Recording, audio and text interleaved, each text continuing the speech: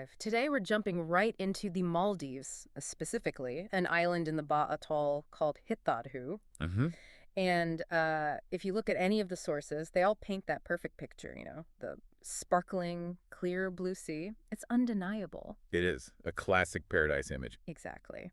But for this deep dive, we're going to push past the scenery and get into something I think much more interesting. We're talking about the cultural identity that's, well, it's woven right into the island's name. Yeah, and that's really the hook here. Usually an island's name tells you about its geography or maybe some historical event. Right, like Long Island or something. Exactly. But Hithaadhoo is different. The name isn't about where it is, but about who the people are. It's almost like a mission statement for the whole community. Okay, let's unpack this then. The sources kept coming back to the name's origin, Hithaadhoo.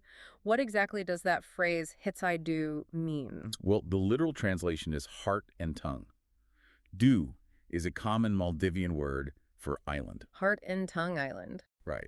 But it's the symbolic meaning that's everything here. I mean, it's a pretty profound philosophical statement when you think about it. How so? The name implies that the tongue must always speak what the heart genuinely feels. So, no deceit. Zero deceit.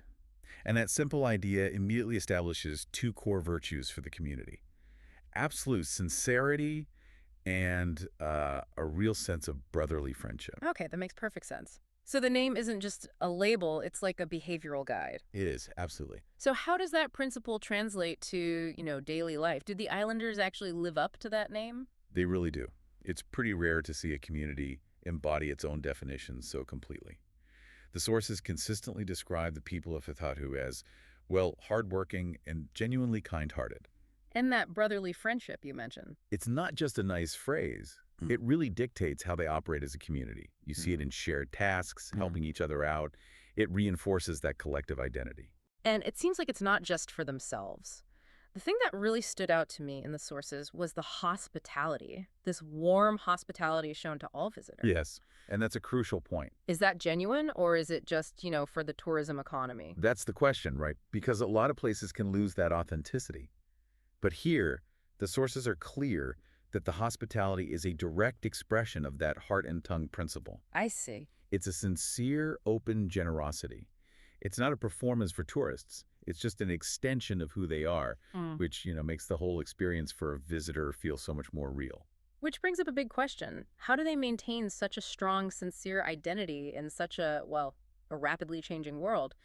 That kind of cultural purity seems incredibly hard to hold on to. It is difficult, of course it is, but their culture seems built to resist that kind of erosion. They are committed to active cultural preservation. And the name helps guide that.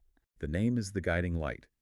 You see it in their customs, like passing down stories from one generation to the next, or in the traditional food they protect. That foundation of sincerity and friendship is what gives them the strength to keep those traditions alive. They aren't just preserving Maldivian identity, they're actively nurturing it.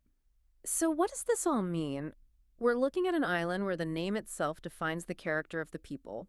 It's this powerful mix of sincerity and hospitality, all driving a deep commitment to tradition. Exactly. Hithaadhoo really is an embodiment of its own identity. It's incredible. It really is. And it leaves you with a final thought, doesn't it?